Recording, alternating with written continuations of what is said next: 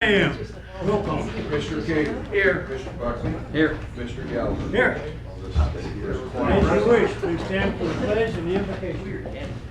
I pledge allegiance to the flag of the United States of America and to the republic for which it stands, one nation, under God, indivisible, with liberty and justice for all. Mr. Clerk.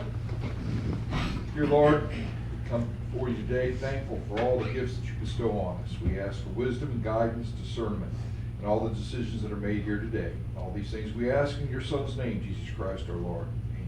Amen. Consent agenda is on the board. It's been published. Motion? I'll make a motion, we approve the consent agenda. Second? I'll second. Any questions? All in favor, aye. Aye. Thank you. Okay, permission to open new position. Mike, you gonna talk about this? Oh, yes. Hey, we're right to you, buddy. Yeah, absolutely. Okay, so we're looking at wanting to add a new position to the sheriff's office. It's actually a licensed counselor. This counselor will be a part-time counselor, and it'll be solely for the RSAT program, Residential Substance Abuse Treatment. The funding for this is already in the grant, and that budget's already been approved. We just need to approve the position. Okay, just to remind me, how many dollars was that, do you know? Okay. We're looking at $40 an hour. We have researched other counselors and businesses in the area. Somebody might start moving more. And that's actually a really good rate. It's typically, I don't want to give a percentage, but it is 50% or less than what a normal rate would be if we were to go see a counselor or something and pay for it out of our own pocket. We're actually getting a better rate than what we normally would outside the facility. Thank you. Motion to start this new position. I'll make a motion that we approve permission to open a new position at the Sheriff's Department, which would be a part-time RSAT program counselor. Okay, second? I'll second that. Any- And you gotta understand, it's a licensed counselor, so that's what. Yes. Any, They do questions have at all? credentials. Any questions? All in favor of starting this new position, please say aye. Aye. Thank you. And I wish I'd put the license part on there too. Okay. Mike, you're gonna be on the page for a while. I put several things on here for today. So with I want to apply for the opioid funding for this next year coming up. It starts in June, well actually July. We applied for it already last year, which we were receiving because of the RSAT grant. It was a 25% match on the grant, so I applied for the 25% through the opioid fund, which would make the RSAT program fully funded. The RSAT grant's going to come up. They haven't given me an open date on it for this year, so I can reapply. So what I'm asking for is the wages and benefits for the jail navigator. So if for some unknown reason we're not awarded or the RSAT grant isn't available this year, we will still be able to have that position and keep the program. The other portion is to purchase a new canine, canine Teo. Recently retired. I think it was the 26th of March. I'm sorry, April. So this is a replacement for canine Teo. It's the funding for the dog. The dog that we're looking at is $12,500. He is a Title I dog. And He's a what? Title I dog. Additional training. That price is for the dog and the 6-week course to certify the dog as a dual-purpose dog tracking narcotics, fugitive apprehension. The additional in there is for the kennel for the car, the hot and pop, which is an electronic system that the officer has a remote on their gear that pops the door. It also has an alarm system in there that activates the siren and lights, rolls the windows down if the temperature inside the vehicle becomes too high or too cold or whatever. It regulates everything in there so the dog's safe. There's some additional equipment like a harness and stuff like that. That's where we get the $21,873. What is a Title I dog? What does he do? It just has more obedience training, so everything that has more training, then put more into it, they cost a little bit more. Typically, you can get, like, our canines range anywhere from 10 to 15, depending on the training or the level of the dogs. A Title I dog is one of the higher level training that you can get in a canine. Okay. I think his name's Onyx, and he is a 2-year-old shepherd. I believe Sheriff Kreitz posted a picture. If anybody is on our Facebook page, you can see. In the drug training, have they avoided marijuana? Oh, yes. So Teo was our only canine that was certified in marijuana. When the law passed to legalize marijuana in Missouri, we had sent him back through to desensitize him for marijuana. And every year that we've had him, you have to recertify every year. He goes through all the certifications, so he does not indicate on marijuana. But as far as Iron Gus and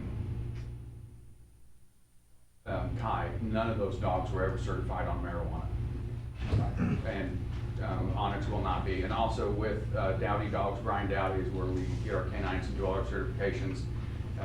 He said with Onyx, we were able to get a 5th canine addition to us at no cost. Okay. Do I have a motion on this? Not yet. Okay, motion please. Okay. Permission to apply for the grant in the opioid settlement funds, Sheriff's Department, for, are we going for the whole $110,028.12? No matching. Second. I'll second that. I wanted to ask something, you explained the 21,000 on that, which, I mean, from what I was looking at on other dogs bought, Bridget, you'll know what I'm talking Oh. about. Did you I know which understand one. everything he had, and this was cheaper than? Exactly, yeah. Oh, yeah. Which I think you guys made a really good purchase. Cheaper than what? Oh, No. that's another story. Another story, Anyway. okay. Moving on. All right. Okay, I'll fill you in later. I saw something that was very funny outside. Okay. We'll discuss that later. Yes. Any other questions?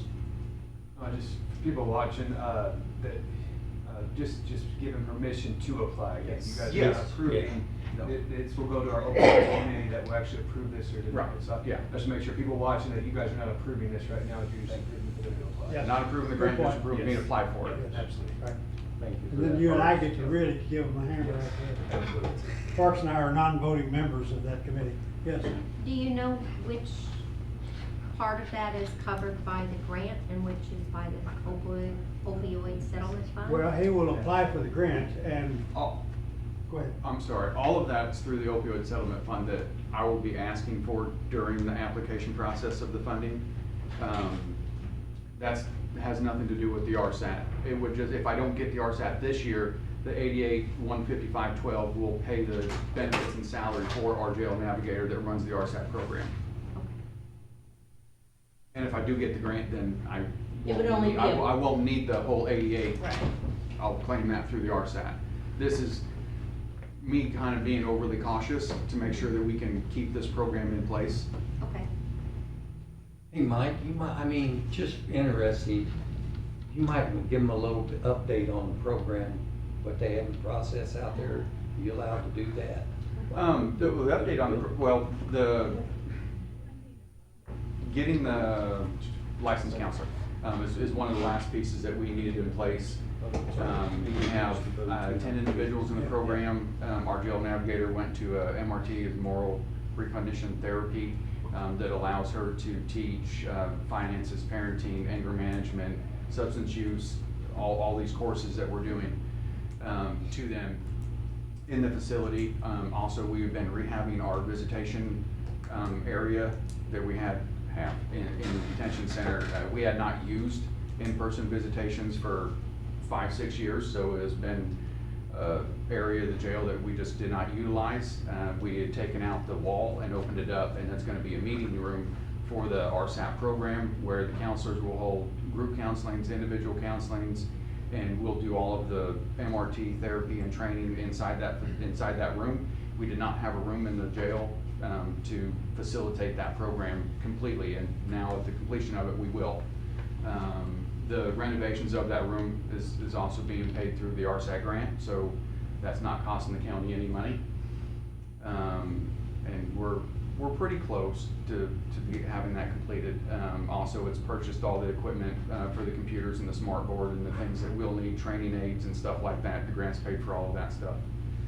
So I'm actually really excited about it. And we've had really good response with the individuals that are in the program. They're really excited about it.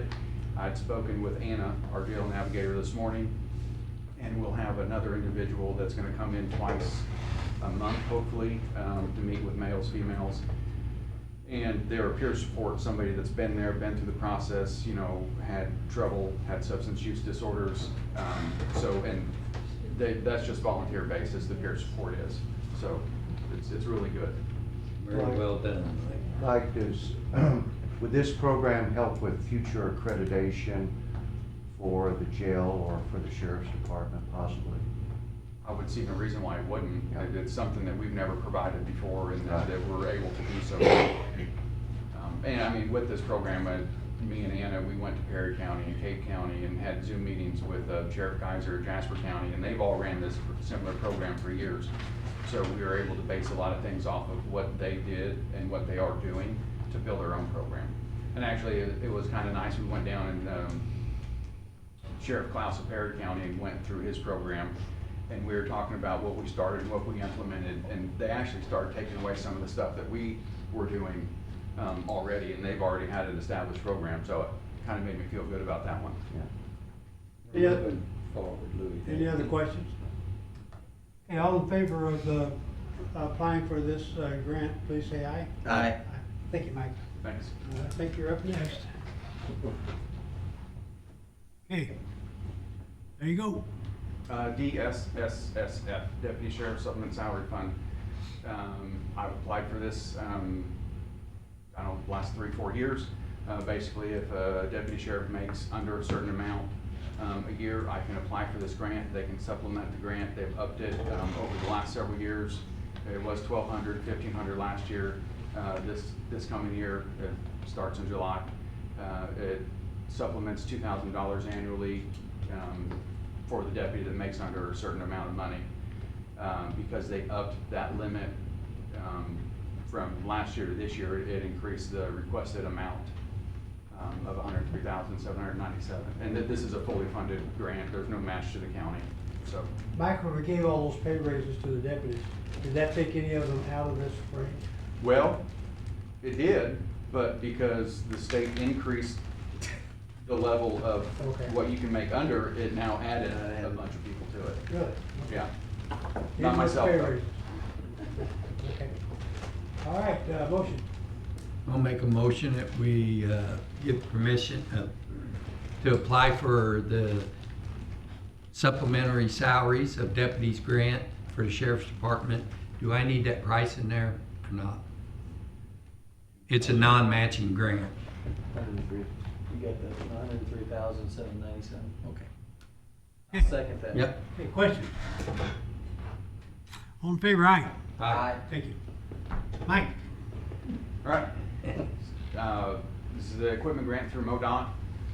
I've applied for this the last several years, and we've obtained portable breath tests, window tint meters, radar units from MoDOT. There's not a dollar amount on this. I price out the equipment to see potentially what it is or what I can get, so up to $15,000 of equipment. In the past, when I've been awarded this grant, or the sheriff's department's been awarded this grant, MoDOT, what they do is purchase the equipment and then they bring it to our office and then just sign the equipment over to us.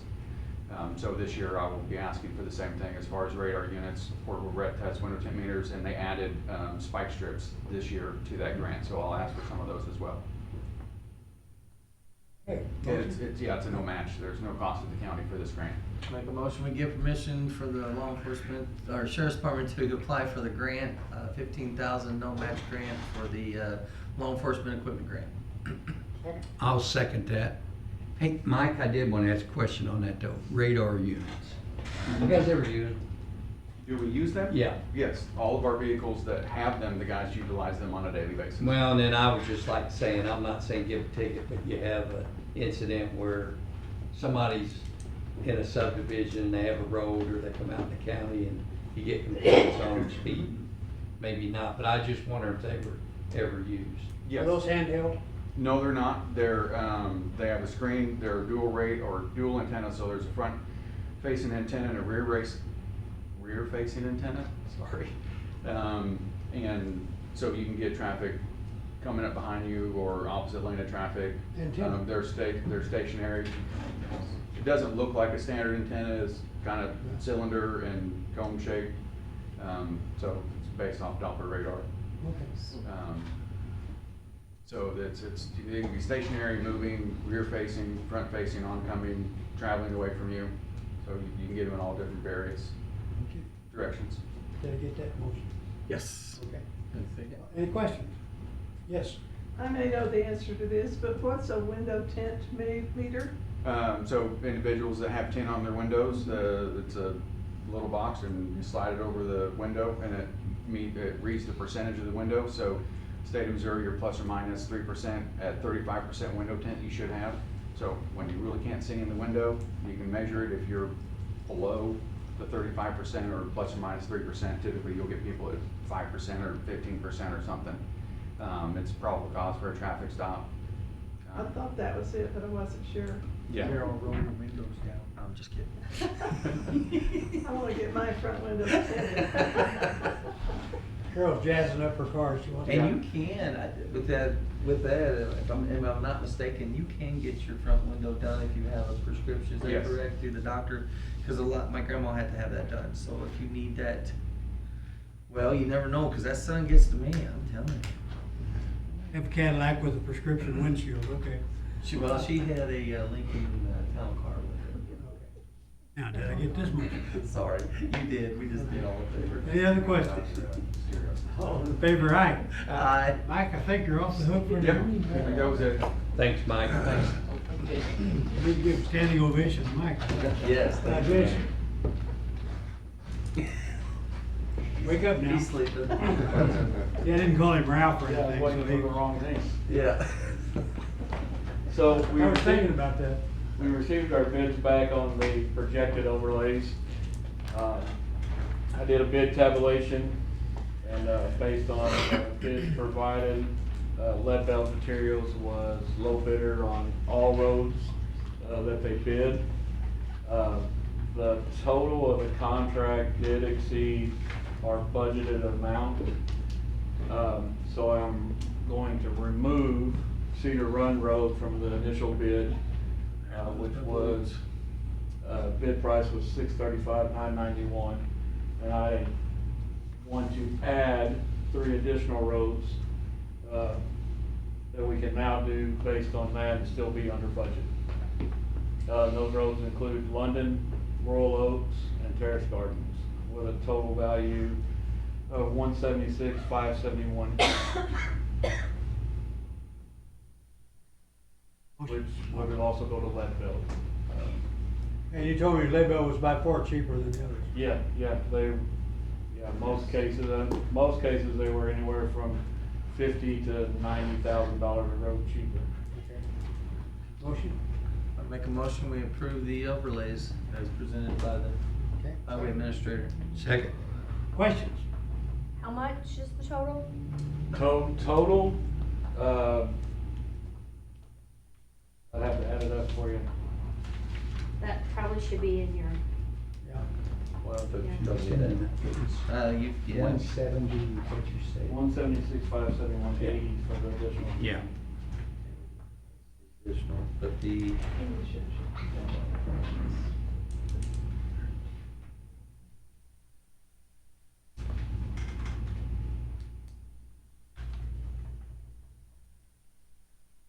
and also to make sure everybody knows that this is subject to, as he said, proposed, because if something happens really bad and we have money going elsewhere, storms, anything else. We used to have the winter road blow ups, so it's like, oh, sorry, I spent too much money on road blow ups to fix those that we couldn't afford a couple miles of road, so. So when we initially bid this out, it was by road and not totality of contract. Yes. it does happen sometimes where certain contractors are cheaper on certain roads. Yeah.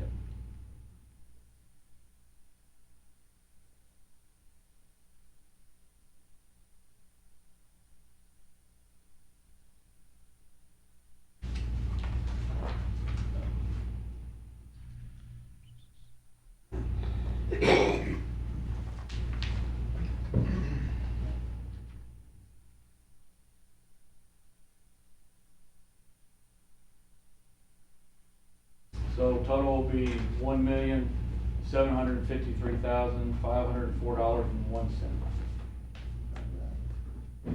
So would you put that $1,753,504.01 on the end of my motion, if you would?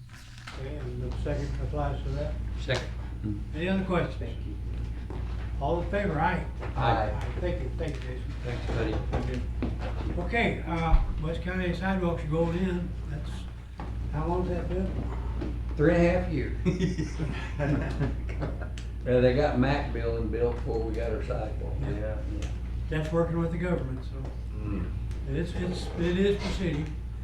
We'll be off this Thursday, so, celebrate Heritage Arts. Opioid applications are now pending, and that application is on our website, the renewed and simplified application. And so if your group has any interest in filing for that, please download that application and get it in by May 31. And our committee will meet on June 9 to make those decisions. So it's an important thing for a lot of people. Sales tax report. The sales tax for the month is again down 1.78%. And the use tax is up 8.51%. Now, when I looked at the total received of the two taxes, they're very similar. So there's only 0.0012 difference in the total compared to previously. So I think what that says is people are shifting from store purchases to online purchases. And so, you know, they're still paying a sales tax. But remember that the sales taxes are people from all over the area coming in here to buy. But the use taxes are only county residents buying. So there's a shift there. So I think it's kind of important that the total dollars are very much the same. But it's a kind of a shift in how and where it's coming from. Which is good news for the public safety fund, but it's bad news for our budget. Yeah, because sales tax goes to general revenue. Yeah. Use tax does not. Yeah. Okay, next meeting here next week. Any other business, correspondence? Correspondence, I would like to say a ton of calls, rain, you may have noticed, we've had a lot of it. Thank you, Jason, for your guys. I make a call, or they call me, I make a call to Jason and he gets somebody on it, but guys, it's been a lot of rain for a long time. So. Any other a long amount of correspondence time, or yes. comments? Public comments? Yes? We mentioned, or you mentioned last week about the mail. Yeah. And brought a couple things along just to comment a little bit further. I made a few comments then. I got a paper Friday in the mail. I met my neighbor at the mailbox, and it's dated February 24th, and I got it on May 2nd, which that's not bad compared to an Antique Weekly paper that I received on October 2nd, and it was dated July 2nd. That's a pretty good discrepancy. Yeah. And I've got a whole bag full of stuff here, tore off headings and kept them stapled together. I would get 3 newspapers from the same place, the same day, weekly papers in the mail. Mm-hmm. And it wasn't all 3 consecutive, there'd be one missing out of them, they'd be 2 months old, and that. And so, and then of course we didn't mention about the condition of the mail. I call these mail body bags, and I get a lot of my papers in them. And this one, the corner of the papers was chewed off with the page on it. It was a 20-page supplement. So you have to go through and write the page down because you got an index that you use to find articles in it. This is one of the papers that I got. Front of it. Yeah. And of course, there's a part of it missing, so when you come down to read an article, you can't read the complete article because there's a hunk missing out of it. We get letters at the bottom which are chewed up, hung in the machine, that's had checks, money orders in them. They get delayed for several weeks, and then the people don't get their money, they send the letters back. I deal with the plain people a lot and that. But the one thing I found out, used to be, I know Dan, he's a newspaper man, when you look at a paper, the first thing you look at is the headlines. Not no more. You look at the date when it was published. You can see how many months old it was when you get it in the mail. And that's getting to be a thing now that you start reading the paper and all at once you read an article and say, boy, that was a long time ago. And then you look up the headline, well, the paper's 3 months old, no wonder.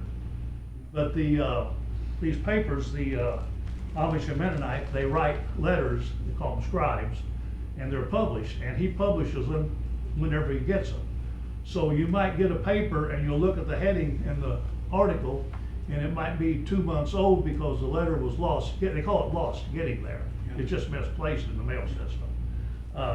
And then he writes them, he puts them in when he gets them, they might be 6 weeks old, and then the paper you get gets misplaced for a month or two. So you're reading 3 to 4 month old mail. So that's just part of it. But it's killing the economy because the one paper here that I just mentioned, I quit subscribing to it. There's 2 papers that I've been getting that I've quit in the last 2 years. That's killing the small businessman or the newspaper business. And and then if you go to your congressman, you get, they contact the postal system, you get the same old chain letter back. We've contacted them, they were aware of the situation, and that's about as far as it goes. Never no solution for the problem, but hopefully with the new people in, maybe we can get something done. I did go by and try to contact our congressman about 3 weeks ago again. They wasn't in, I called the number, left a message, I haven't heard from them yet. Of course, I did, in my message, I said it was regards to mail delivery, so I guess that. You ought to mail a letter to him about this. Yeah, well, yeah. His representative was here last week when we had this discussion. That was her that spoke up and said that there's problems over there. So I still haven't gotten that letter that's missing. Still haven't gotten it. Well, give it about 2 months. You'll get it. It's been over a month now. I do think it's a good time to talk about, this is why, a good reason to get our vendors put on ACH. I know we've been really trying to push that. This is a great way to get them put on there on ACH. We're not sending them checks in the mail. Also, you know, it's gonna help us with fraud as well, if it's going directly to their checking account. But again, get with your customer about trying to get them put on ACH if you can. That will help. That's the way I can say to fix this problem is, you know, directly pay them on at that moment. So. I understand payroll, but what about the bills we pay? Are they ACH mostly? We're trying to, but I mean, we send letters to them. When we send the checks, we send, you know, a printout basically, an ACH form to hopefully send back. But a lot of times we just don't get that. So, you know, if your department works with a vendor directly, maybe just continue to reach out to them about it. You know, I think that's a big way to help this. And I appreciate it, because I don't have that check in my pocket, so you guys doing that. Well, and another thing too is, this is why it's important to get your bills submitted quickly, because it might be 3 weeks late on getting your bill. Yeah. And by the time you get that, it might already be due. We gotta pay late fees on it. The government's not covering that for us. The postal office isn't. It's almost common now to get a letter that's a bill, Yep. and it's overdue when you get the letter. So it's important to look at those dates and see when it's due, because we gotta pay late fees if we're late on that. Okay, thank you, David. Any other public comments? Any departmental reports? Sheriff, Mike?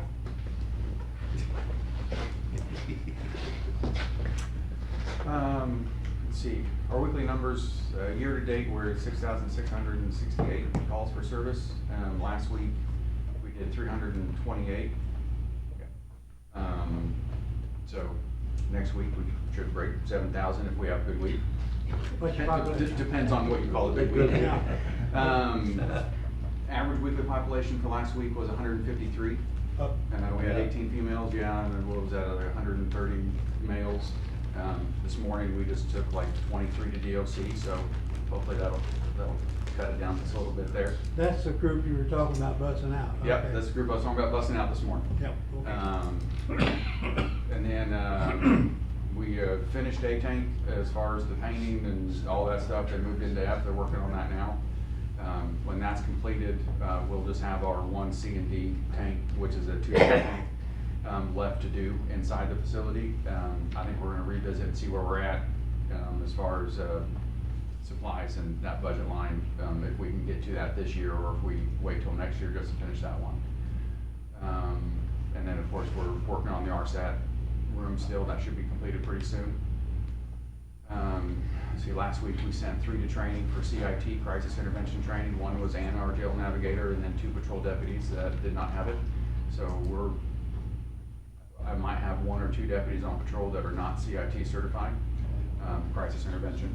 That's awesome. Which is really good training, and we're gonna focus, for the individuals in the detention center and cycle those through. There's 2 courses, that's offered, each year, and it's free. The courses doesn't cost us anything. It is a week-long course. But it is really good training. I've had it myself, so. And that's great. I mean, you guys are way up in that, because when I asked Sheriff that the last time, what were there, like 5 or 6 trained? And now you've got almost all, but, Yeah. oh man, that's awesome. Mike, how's that training? Is it online or? No, it's in Where do you gotta person. go? Yeah. Where do they go? They have one here at MAC Academy, and they also have one at the Jeffco Academy. And it's free for law enforcement, so we cycle them through, both of them, as many as we can a year, whoever's not certified. And then you go to the law enforcement academy at You go, Mac. yeah, you go to the Jeffco Academy, or you go to the Yeah. MAC Academy here. That's awesome. Okay. Any questions? Thank you, Mike. Ralph, it's your turn.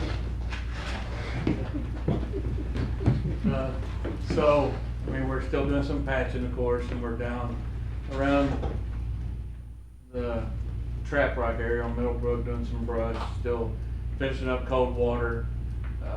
We had some areas out at the landfill where we hauled all of our brush out there, where we kind of messed up some roads, so we got those fixed yesterday. Multiple calls about water and culverts.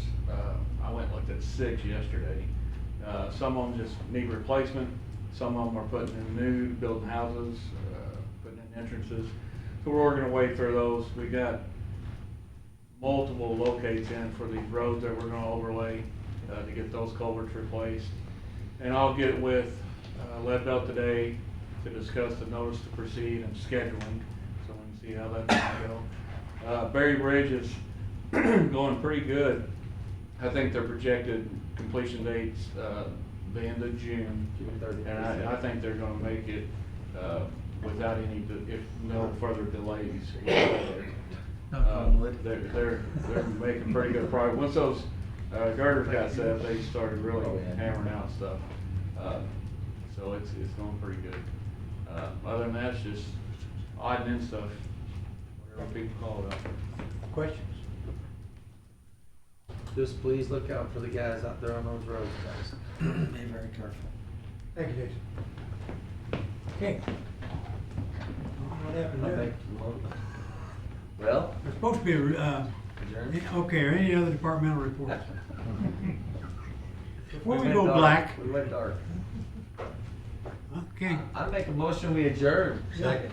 All in favor, aye. Aye. Aye.